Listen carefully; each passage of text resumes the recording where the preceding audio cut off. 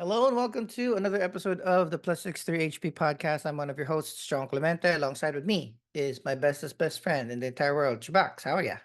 What's up? Again, it's just going to be the dynamic duo for this Yeah, episode, baby. but we are wishing our other brother, Arnie, to a speedy recovery. He's got a headache this weekend. So we are going to power through. And if this is your first time watching the episode or being in our channel, thank you very much for watching.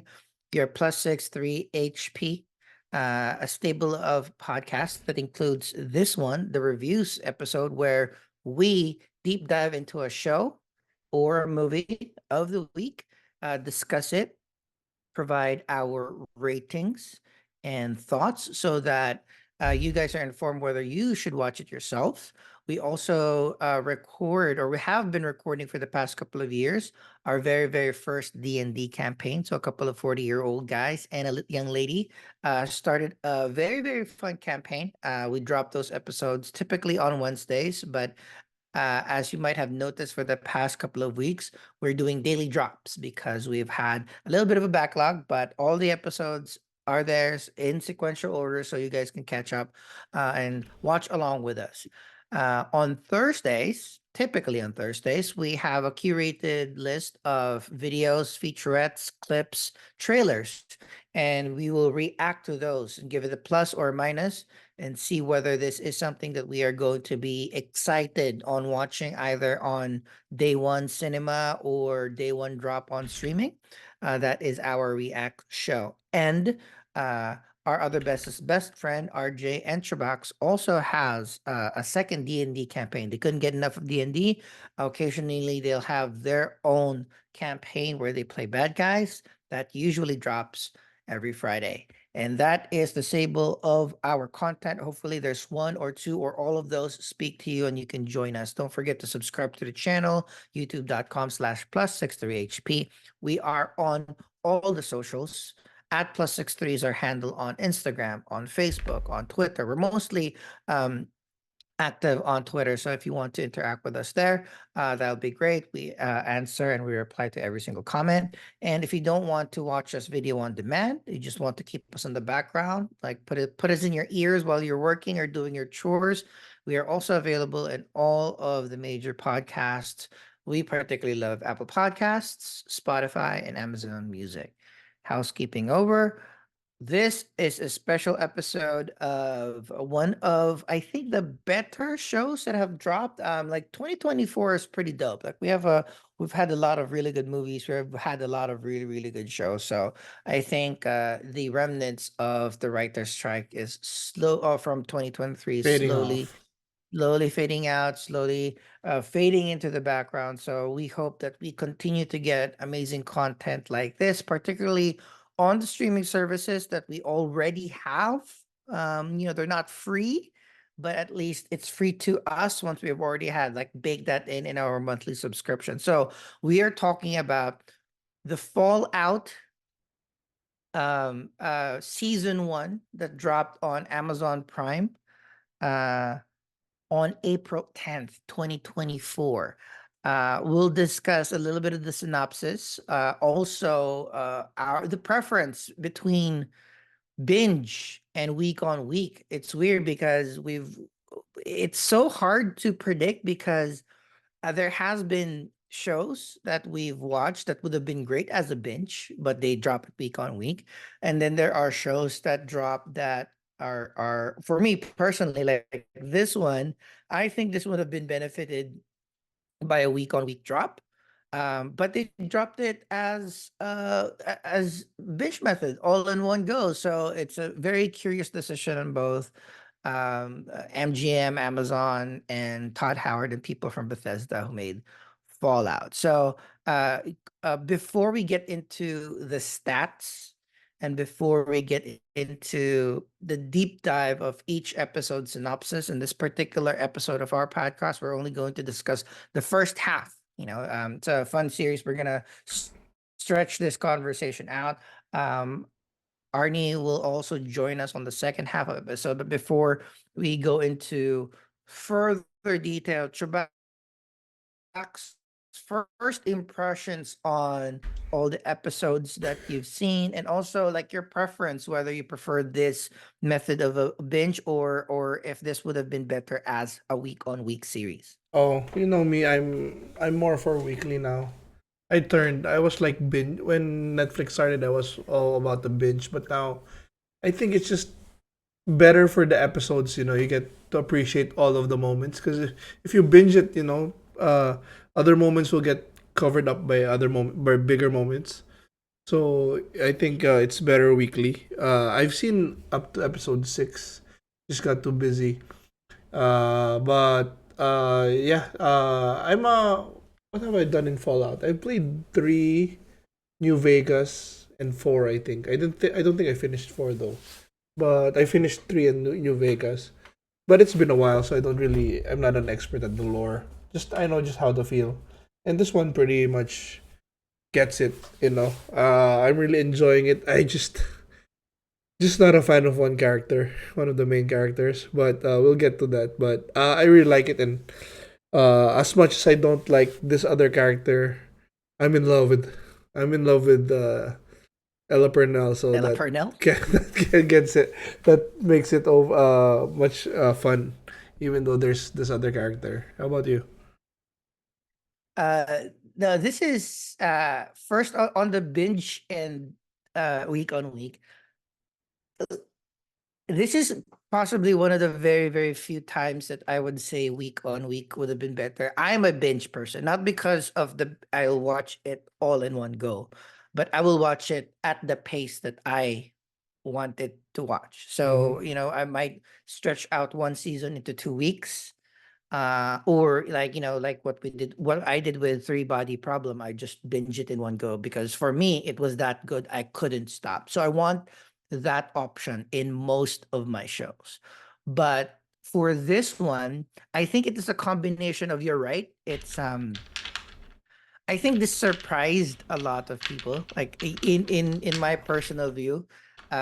Even the Amazon, MGM, Bethesda, the people that produced this, I think that they didn't think that.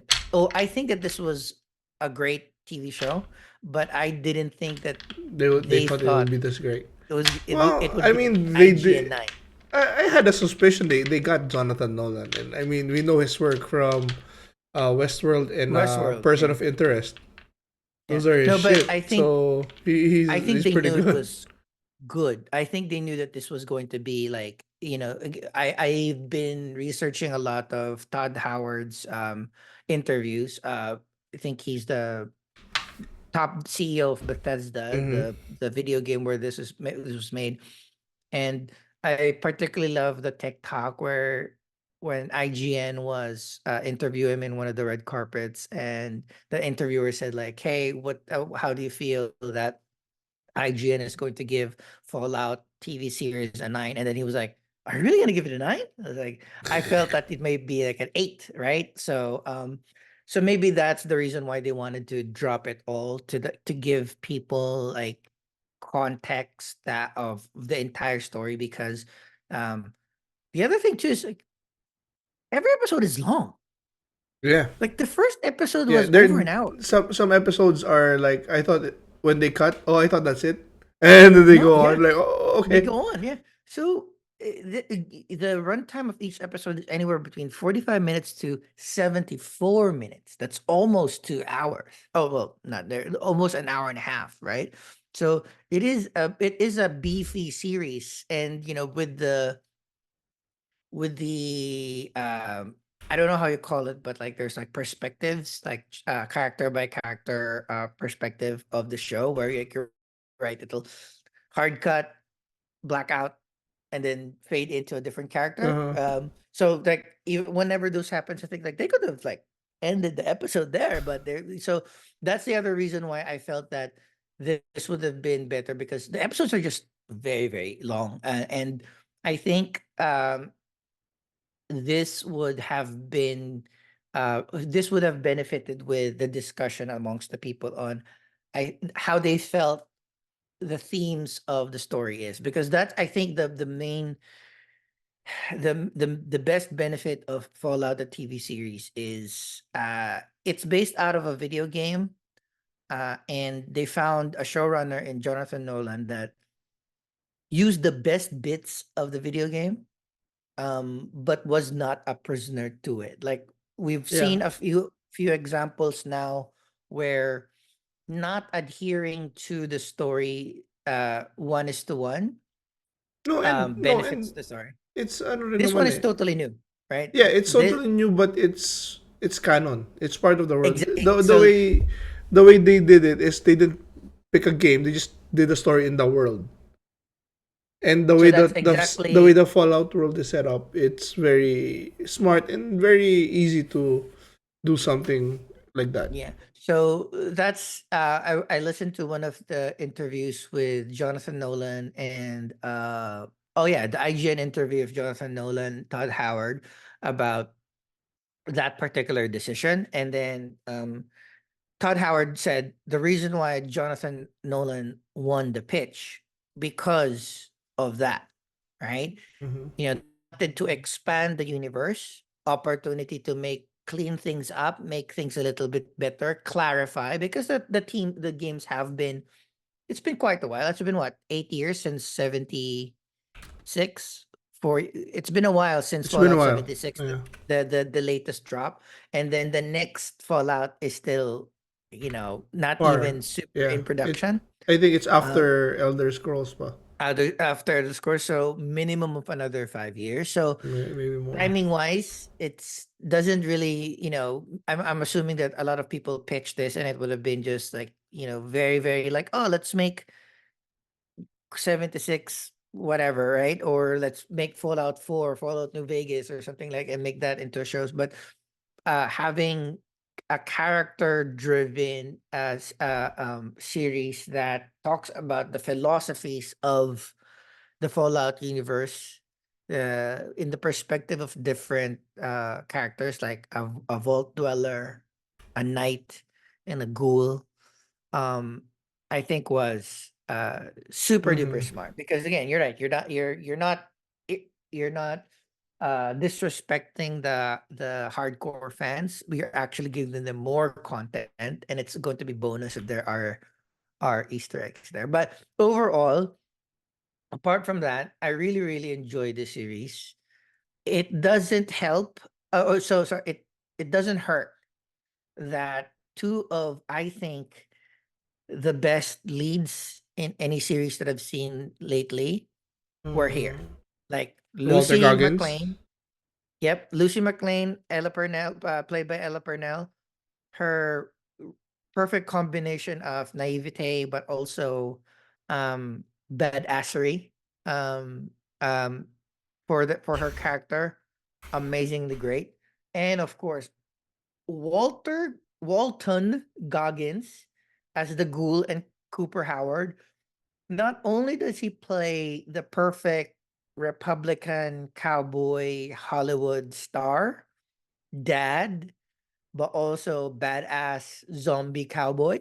Mm-hmm. It's great. Like he really, I mean, they carried the series in a series where even the minor characters, all the minor characters were pulling their weight. Uh huh. So this was very good. I mean, I know you don't like Maximus slash Knight Titus. It's not the best for me in the first half, but I think he picks up. But for me, the main character, not 1A, 1B, Lucy and the Ghoul. Yeah. So it was just super great to just watch them episode on episode. Um, all right, we're going through the synopsis real quick, discuss our favorite moments and what we think has happened. But again, just to run through a few more stats. It's a black comedy. It's a drama. It's post-apocalyptic. It's on Amazon Prime, based out of the Bethesda game series, which Chubax has played a few. I have not touched Fallout at all. So I was 100% like I did not know anything about this. So I really, really enjoyed it a lot. As mentioned a bunch, um, This is produced by and a few episodes directed by Jonathan Nolan. But if you kind of hear the score and enjoy the score a lot, they use a lot of the music that is based on the TV series. That's what they say. The video games, that's what they say. But the original music was Ramin Djawadi, which is like every major TV series now is Ramin Djawadi, most famously known for Game of Thrones, but like he's just been the score guy in prestige TV a lot. Um, but the production companies here was Kilter Films, Big Indie Pictures, Bethesda Game Studios, and Amazon MGM Studios. So um, like this the reports say that the season one had a $153 million budget, which I Not bad. think Not bad for not eight bad, episodes. not bad, but also we've seen 200 million 6 to 10 episode series that did not look This this good. good. I think I it mean, to be helped. fair, you can just recycle those vault shots and just change the decor. And Yeah, it's gonna be but the also same, to be fair, it helps but it still that looks great. the basis of it is cartoony, right? It's not, the the guns, the Pip Boy. It helps that it doesn't need to be like CGI, I guess, that they were forced to make it Yeah, yeah, practical. yeah. They had Yeah. to.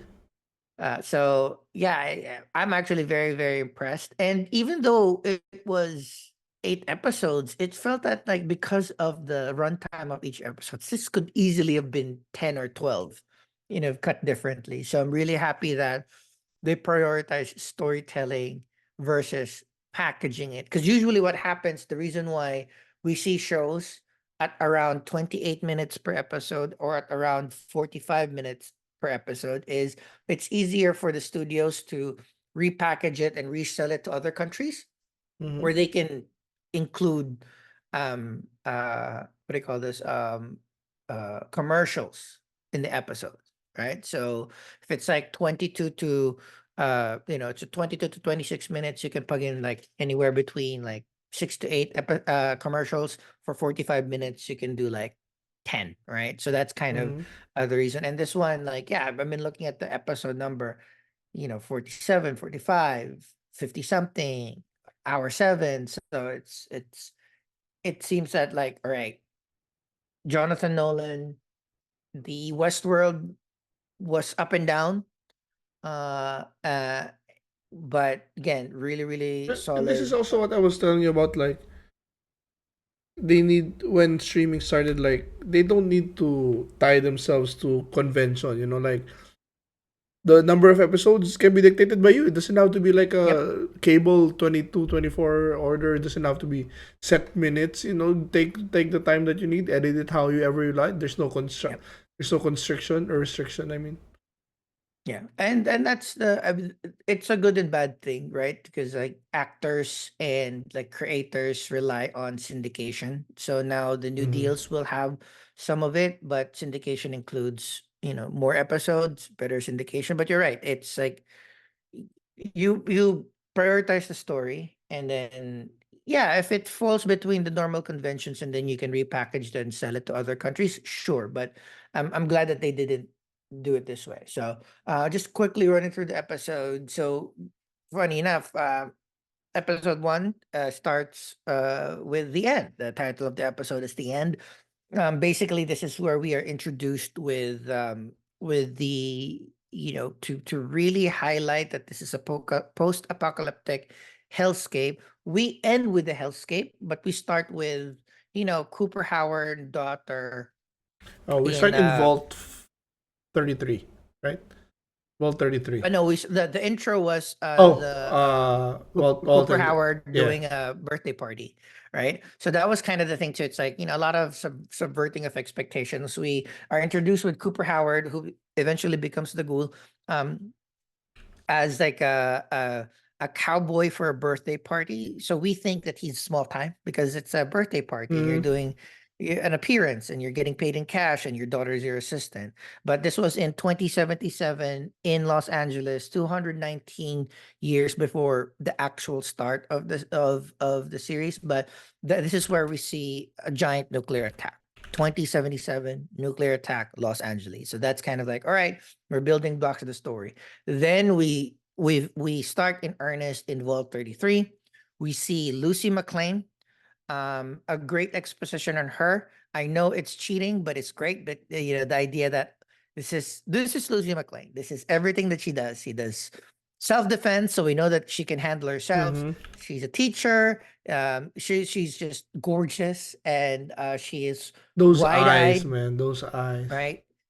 I love her so much. I love that I these British actors are killing it with the American accent yeah. because she has such a thick British accent. Mm-hmm. Um, and so see, the idea was like, all right, she's very, very excited because finally she is going to get married from a person from Vault 32. To It's the give you time. just context lang, Fallout 3, Vault 101, and then Fallout 4 was Vault 111. Yep. So this one is So from Vault 33. we'll discuss for those who are still deciding to watch or watching along with us. Again, there's multiple vaults, and then the purpose of each vault may vary, and we'll discuss that in But depth at the what's end of told to them what's was that, yeah. what's told to them, which is kind of like peppered into the first half of the season, is the vault is one type of society. So, or like the idea that all vaults are like that. All vaults are essentially they didn't kind of like sugarcoat it. Like these are Well, the it's to rich save the world. people pre No, yeah, what's told yeah, to them rich is people, they're gonna save the world, yeah, they have to survive, repopulate, and and then then they're when repopulate. and at some point, right? Even in episode 1 they are well, before it was told that like maybe Lucy's children's generation. So it's been 200 years since the attack.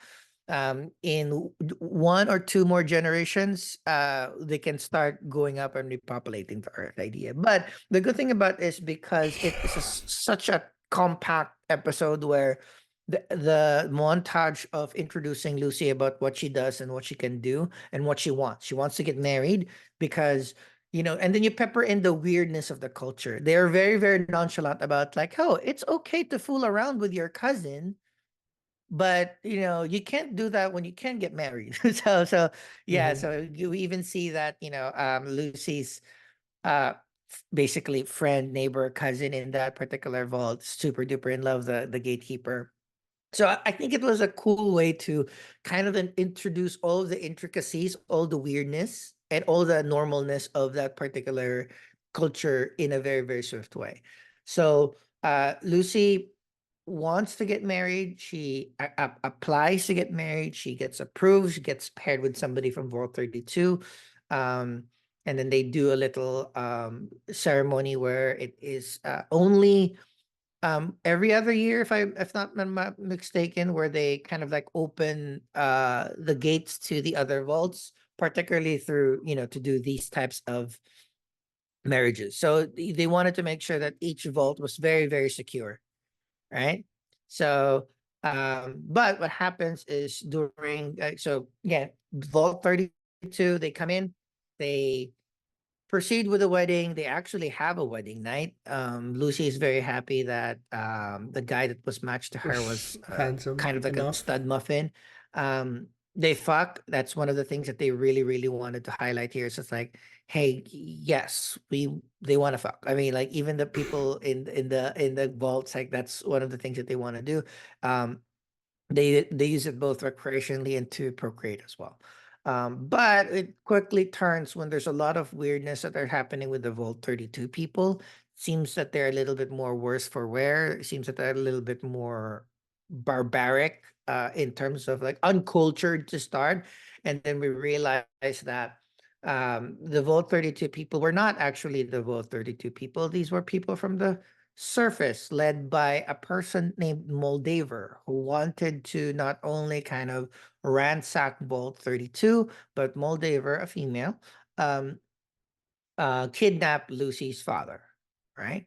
And then we cut there for a little bit because but yeah, lots of death happens episode. Lucy wants to go search for his father in the surface. He devises a plan with her brother and her cousin lover in order to leave.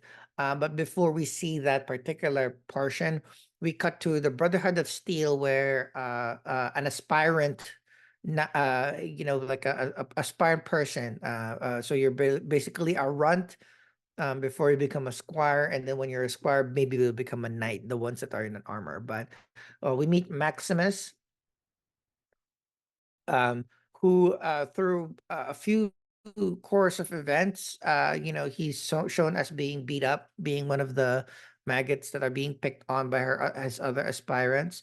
His best friend was promoted to a squire, but one day got injured in her sleep, or Upon waking wearing up, her yeah. shoes. Yeah, there's like a blade stuck in her shoes. And then instead, and then Maximus, of course, because he's been wanting to become a knight as well, was questioned about this particular injury, whether he was the one who did it. He swears he did not, I just but with really his don't like conviction, Maximus here. yeah, How yeah, he's with his treated. conviction, he then becomes the person that gets promoted to become a squire for a knight named Titus to hunt for a member. Um, uh, so because they were hunting a member of the Enclave, and the Enclave is another sect of people, seemingly like in my head that they're the scientists, the one that keeps things running um on the surface. And then we then pop back into uh uh not necessarily Cooper Howard, but the ghoul. So a ghoul is like seemingly a person that kind of lives forever with superhuman strength. A couple of other people, a couple of other bounty hunters. Mutated, basically. Yeah. Yeah. So we cut into perspective of a few bounty hunters that wanted to recruit the ghoul. So um they basically dug the ghoul out, or Walter Goggins, Cooper Howard, out from the grave, um to recruit him to bounty hunt this particular person to the Enclave. But the ghoul decided to kill everyone instead and then pursue the bounty alone. And we end with the episode. Lucy has an escape, and technically an escape in Vault 33, helped by his brother and the other guy, Cousin. big doofy guy, Cousin. to start walking out and find her father. That's episode one. It's long, And right? Lots of actually I was exposition. also I didn't like Norm at first, her brother. But Oh yeah, like yeah. him, he grew on me. Maximus has not. So Well, I mean, I'm only in episode 7 now, but I yeah, not yet. yeah, I did not I couldn't pin where I've seen Norm, and We've then seen I him. was scrolling through Netflix, and Uh, there's a game. oh, he Um was the guy Ender's in the Game was bathroom. Yeah, the one his first yep, second yep. squad So leader. The one he killed, but he yeah, didn't know he killed. so it's like, oh, that's it. All right. So yeah, same thing. I didn't, he's designed to be ratty. So But I he did turned like out his he turned pretty transformation. good. And Mm. I can't tell if he's older or younger. That's I think Vague. They did vague. that is the vagueness of the part, but also I think that's the reason why you shouldn't be sleeping with people within your own fault. The examples of that.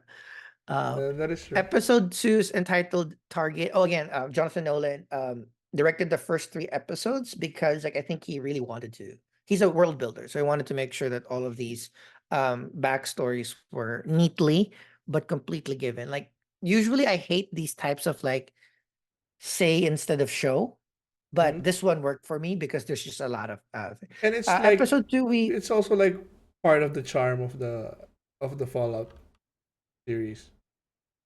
they did it in a way. So the only complaint that I have part, and this one was most egregious in episode 1, is the fight choreography, right?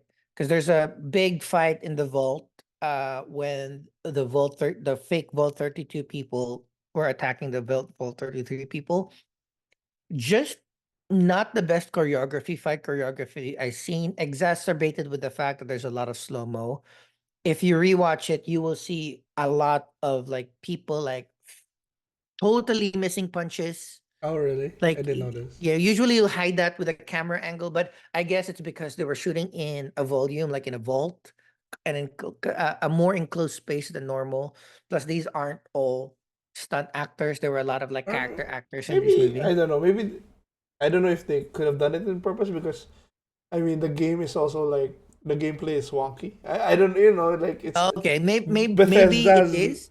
Bethesda's never been known for Or smooth yeah, it gameplay. just it took me out a little bit when that happened. But as the season progressed, I think as because again, in the vault, there are a lot of character actors there, a lot of old people, right? That possibly weren't deft enough to do this. But going on to episode two again, even more exposition. We start with an enclave facility. There is this person, Dr. Siggy Wilzig, developing a mysterious device that injected into her neck. So lots of exposition about this doctor that is seemingly kind because they are um, they are kind of breeding dogs, and then they're just chucking dogs that weren't big enough or like quality control. They were like just like literally incinerating them, but he saves this little puppy, starts training him for a purpose, not just to train him for love and for fun. But apparently, like, yeah, he's planning his escapes. He's developed this mysterious new device.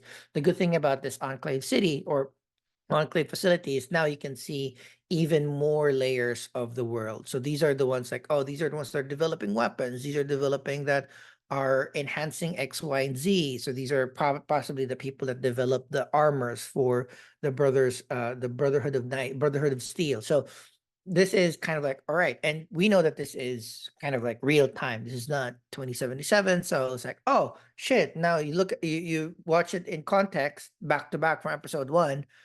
Oh, people think that nobody is living in the surface. There's a lot of people living in Mhm. surface and thriving. So that's the good part Well, I of don't know the way about that they have grounded. thriving, but But some, the enclaves are, right?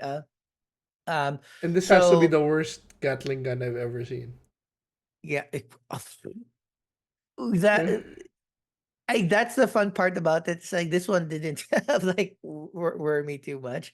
But Dr. Wilzig eventually escapes.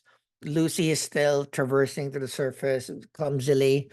They bump into each other because Lucy fell asleep with a fire on At night, in an yeah. abandoned building, and then Dr. Wilzig was like, "You will not survive here. You're a vault dweller.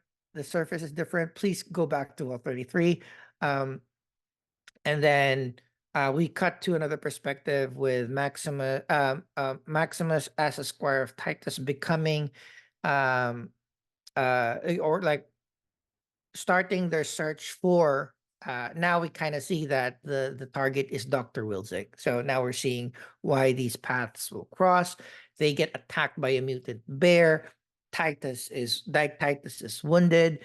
But because he was mistreating Maximus, he's such a dick. Maximus lets him bleed out and die and takes the armor for himself. So he kind of like one of the things here is like, yeah, he's going to be killed for this, but in the end, if he gets the target, the Brotherhood will forgive him. So that was kind of his Yeah, motivating factor. I just I don't know how they're writing him. I don't know if I've seen him. He said he grew on you, but for now, this everything is happening Very here is late. just he's just He's not. I didn't think he was a good actor to start at all, too. Like I think, but I kind of maybe you let me know once you finish the series.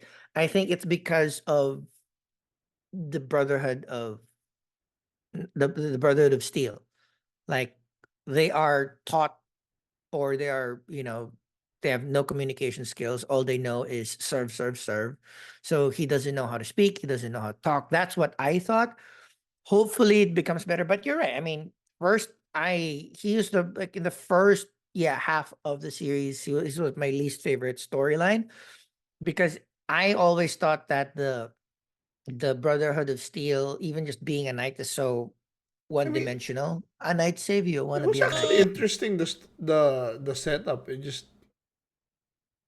He's just so he's cowardly and ambitious at the same time. You know, like really the character that Yep. you hate. And you should and I understand starting from that, but I guess maybe he'll grow on me, but Yep. it's taking so long for It's to show taking us a while. And then you're something right. I mean, again, it's still not the best, but maybe it's because Ella Purnell and the Ghoul is so great. Even the other supporting actors were way better. Even the fucking best friend, the best friend that got injured, like that person felt best friend. more. Oh, The Dane. one that got yeah, the one that kind of Yeah. like saves him. Yeah. But finishing off episode 2, um, again, he takes the armor for himself, starts to find the doctor by himself. Uh, Lucy continues her journey, ends up in a place called Philly instead of Philly. It's become Filly. A nice little nod that they were in New York and they were going to Philadelphia. It is also wasteland. Um, but while Lucy was looking for clues to find his father, he then reunites with Dr. Wilzig again. And then we kind of like realize that um, the shop owner, with the shop where they kind of like bump into each other, knows Dr. Wilzig. And then there is a bounty on him not to be killed or captured, but instead be taken to Moldaver. So seeking that bounty, right? Cooper Howard the Ghoul kind of attacks them, right? At some point, Maximus ends up there as well, so they start fighting. Dr. Wilson gets his foot blown off, and we can see all of the cool um in-game stuff that that makes Explosions. them Body part explosions body basically. parts, but also like how stims work, the breathalyzer thing for a ghoul. So um the idea now is Lucy becomes the actual person that needs to take Wilzig to Moldaver. It's coincidentally great because Moldaver needs the doctor for something, but also Lucy can use the doctor as a bargaining chip to get his father back. So all in all, Lucy agrees. I kind of have a little chemistry with Maximus because they help each other out.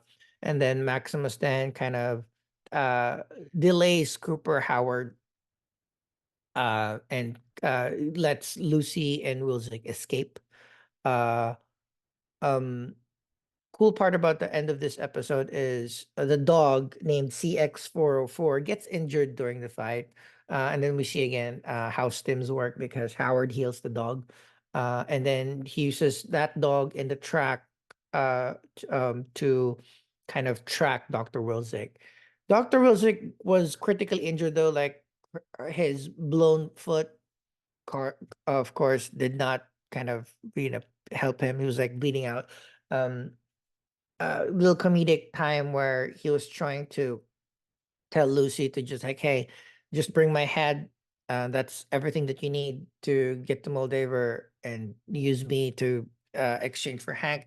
And Lucy was still like, no, adamant, no, no, we can do this, we can do this. But the funny thing about it's like, oh, I already took cyanide, so I'm gonna die already. I was So, surprised with this death. I mean, this is one of my favorite actors also from Person of Interest yep. and another Jonathan Nolan staple. So Staple. Yeah. yeah, There's a lot of person of interest people here. Like I wouldn't be surprised if we see Jim Caviezel in the next season, but um we get to see a cool saw, automatic saw, that's and another one then from the Lucy game. cuts off the head and then starts heading to um I think it's observe they say the observatory. That's what they say. They start heading to an observatory, and we also see again the ghoul. sees some tracks and follows a track.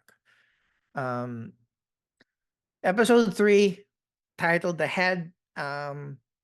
We know, or this is fully where Maximus assumes the identity as Knight Titus because he was given a new squire to help him out. He got um um he got Thaddeus. Thaddeus. er, Was it what Thaddeus? I think Thaddeus was the name, yeah. Thaddeus. Yeah. But this is kind of like a more Maximus centric episode because like they have a lot of rapport trying to kind of um move around or kind of like follow the tracks of where they go. We cut to Lucy being attacked by it's written here a gulper, but it's basically a giant mutated monster. Swallows the head.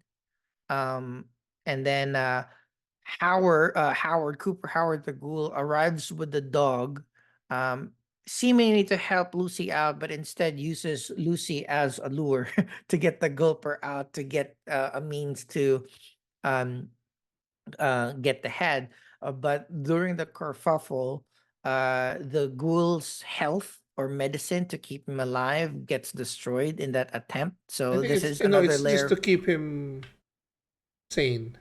Same, yeah. So again, I've not played the game, so I don't know if that's a mechanic where if you don't do that, you lose control, right? But that seemingly is what the I don't zombies, remember also, but yeah, it's what the zombies turn into if you don't get this little whatever thing, right? The one that keeps you basically immortal.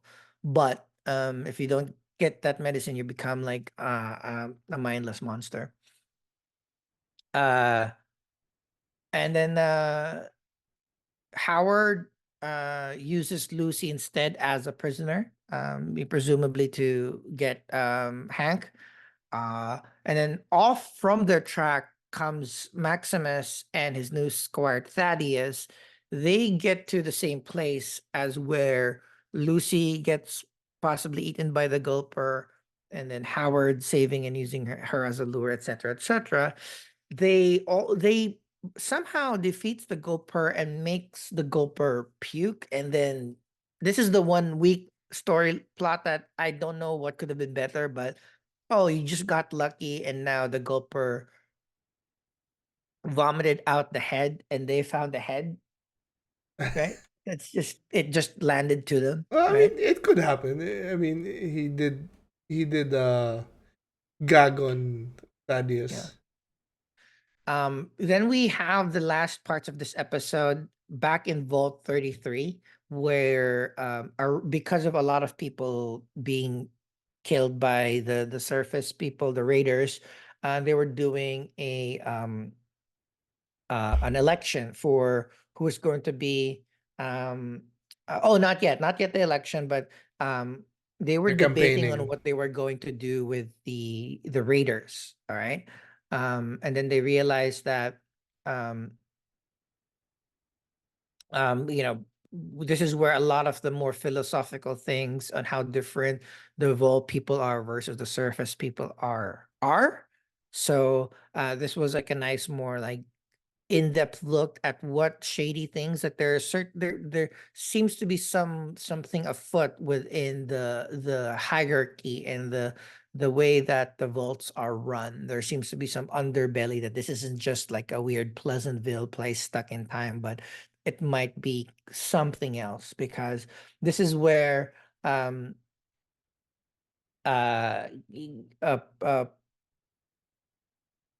wait, well, that was actually episode 4.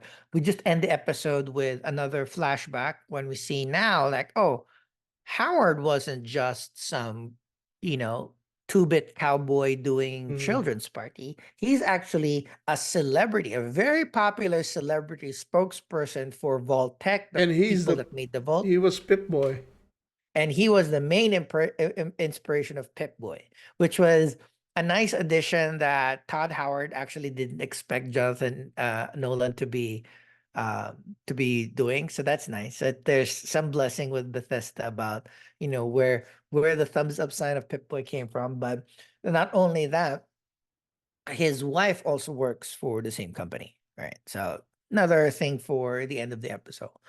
Um, last episode that we discussed for this pod is um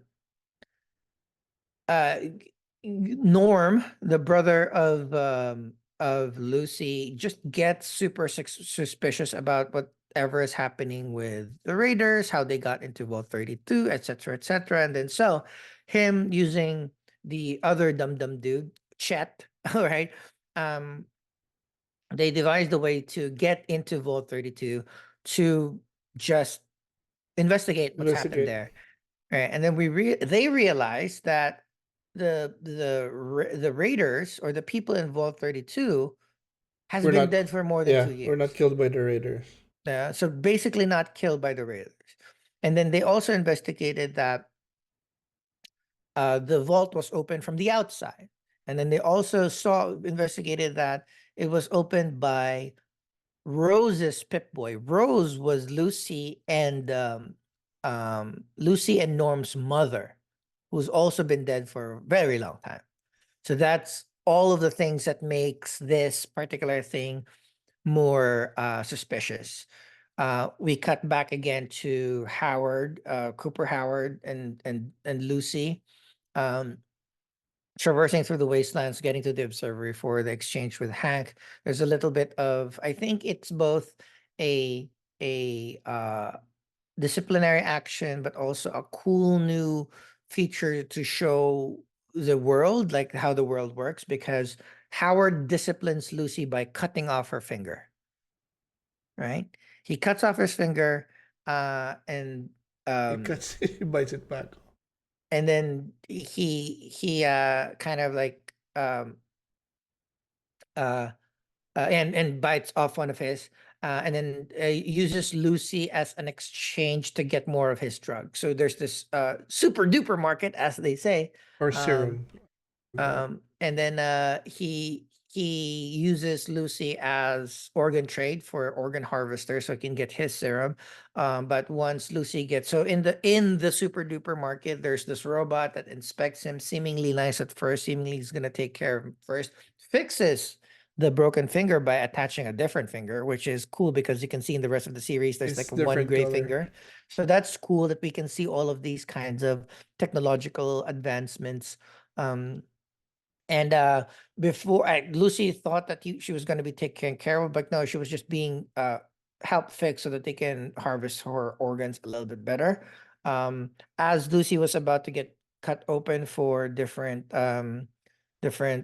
organs to be sold, she fights back. She kinds of escapes, finds the people like literally Beavis and Butthead kind of people who are running the organ joint. um and then she was To able Julie and to them even kind of use the defibrillator to not only disable the super mech robot, but also use the robot as her tool to force the harvesters to release some of the other people that were there Such trapped. yeah. Yeah, but Such this a is where we naive. realize that some of the ghouls are okay. They're ghoul, but they have their wits about them. They're nice people, but there's some of the ghouls who are just too much, and then proceeds to attack and kill everybody. Lucy gets to uh, um, escape, um, but once he gets out, he sees that the ghoul already incapacitated. Like he hasn't had his serum. Um, and now he's kind of like losing stuff. He was just like on the floor, passed out. And Lucy maintaining a little bit of her humanity still, like her naivete, her niceness. I She love said like, how the contradiction of her naivety with her capability. "Yep, Like she's very hug." capable, but it's she's naive, but she doesn't mean she's not capable. So I love that. And I love the fact that it's based on something, although it was shoved down our throats in episode one about The like she's intro. like she has she does defense, whatever, and trains every day, works out, trains every day about it. But So also she's that capable. she doesn't have the hesitation. Like Yep. she made a bad decision, but when push comes to shove, she doesn't have a problem with killing This or this is doing going to using her be a moves. very important theme moving forward as well, where everybody in like every episode, somebody has been telling her to don't trust everyone. Go back to Vault 33. You're not going to survive here. Or more importantly, if you do survive here, you wouldn't want to be the person that to be that person. So, um, as Lucy leaves, he doesn't leave Cooper Howard or the ghoul to his death. He actually gives um, the ghoul a bunch of serums to save himself. Um, and also now the ghoul survives, goes back down to the super duper market, gets into a bender. And I like this part because this is very video gamey where you kind of like stock up on spells and potions and inventory. So you're not just going to leave a place like that unransacked or unlooted. So that's where we end the first half of season one. It's Season a one. nice kind of like end cap too, because for the first few seasons we've always, we've seen Lucy start off as the defender, right? In episode one in the wedding, she was the one that kind of like was able to defeat or survive the attack by her husband, and then she becomes That was the probably the fish most out of the water. unrealistic thing of everything here. The husband, I wouldn't want to kill. I would never. I'd want to keep Lucy. I wouldn't want to kill her. Like But again, the I guess they're raiders. They have women. It's just like not this not clean. that kind of woman. Oh, 100%.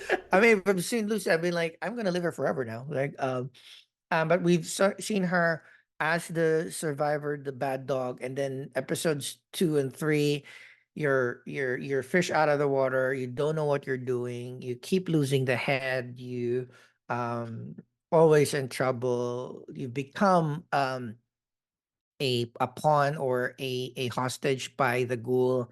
Uh, and then we get to episode 4 where now tables have turned. Now you're saving the ghoul. Now you're venturing out on your own, I love her regardless line. of her, Her line. What right? did she say to the ghoul when she said when he left it? Oh, the golden Okie dokie. rule. Oh, the golden rule. Do unto others. That's when she Yeah. dropped off So the the the serum. vials. Yeah. Well, yeah, and so we'll pause there for our the first half of season one. Final thoughts and your rating for the first 4 episodes, Shabaks. Yeah, I love it. I enjoyed it, even though really not a fan of Maximus for now. So we'll see how that goes. But yeah, the ghoul was great. A lot of depth there, and Walton Goggins has played it so amazingly. And Lucy is, of course, the two of them are really bringing it out. But just kind of disappointed that Wilsig died. I hope we get more flashbacks from him. Will Zig, yeah, yeah. Yeah, but we'll Uh, see. We'll see. I'm excited to finish it off. I think he's too expensive. The Probably. cast is too expensive. Um, rating? Uh, shit. I'd give it a.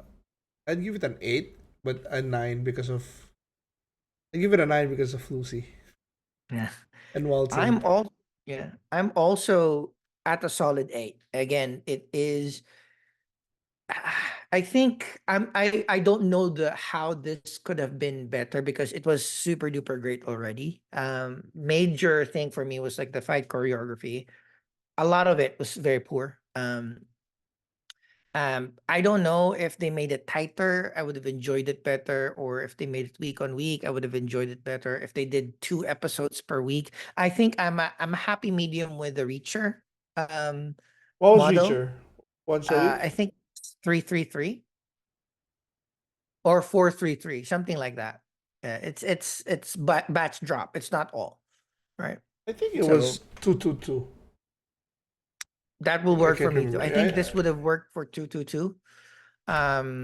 But yeah, but I enjoyed not necessarily binging it, but or I enjoyed binging it, but I think I would have enjoyed more if we had a time to discuss and theorize about what's going to happen the next week, because that would have been cool, Yeah, I because think this that is a was new, yeah, it's a new IP. Like, we, even the gamers would say like, oh, because of X, maybe this would be happening, etc., etc. So, but either way, oh man, you're right. Ella Purnell is definitely going to be I don't know if she's on Twitter, but I'm gonna follow her right now if she is. Um she's on and Instagram. I I followed her since Army of the Dead actually. I don't She even was know the if she's daughter of, she was the daughter of Batista. that Army That's of the Dead. yeah, that's where I Okay. first saw No. it. For Or me saw it's her and then Yellow Jackets. Yellow Jackets. I mean, even in Yellow Jackets, she was great, but I just, yeah, it's rare to, like what you mentioned, it's rare that you can combine a character that is both naive and strong, because usually naivete tells you or shows you that, there's some weakness there, but this was perfect. So yeah, that's it for this particular week's review episode. Next week we'll finish off the season with our other brother, Arnie. And it's going to be a fun discussion, because yeah, I think Chubax are gonna enjoy this a lot. Last words? Not much. Let's just can't wait for next week. And Rebel Moon for next week, maybe. Well, maybe I'll be stuck in traffic and I can watch it in the car. But I am dreading it. I am Come dreading it, and I'm on. a super fan of slow motion, so Who it's gonna doesn't be weird. want But 20 minutes of slow motion? yeah. With that, thank you very much. We'll see you next week for the second half of Fallout Season 1 Bye and Rebel bye. Moon Part 2, The Scar Giver. We have Chubax, our best friend Arnie. I'm Jong. See you next time. Bye. Yeah.